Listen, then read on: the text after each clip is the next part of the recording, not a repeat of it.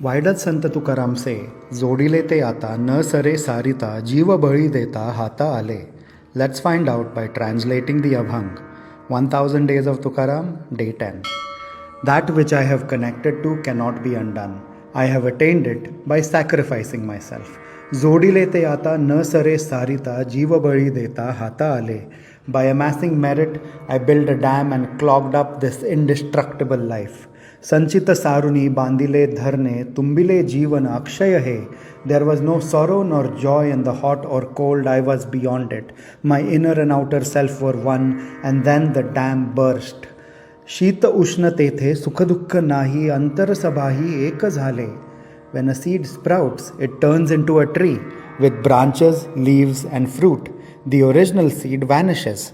बीज तो अंकुर पत्र शाखा फळे प्राप्त बीज मुळे अवघे नासे.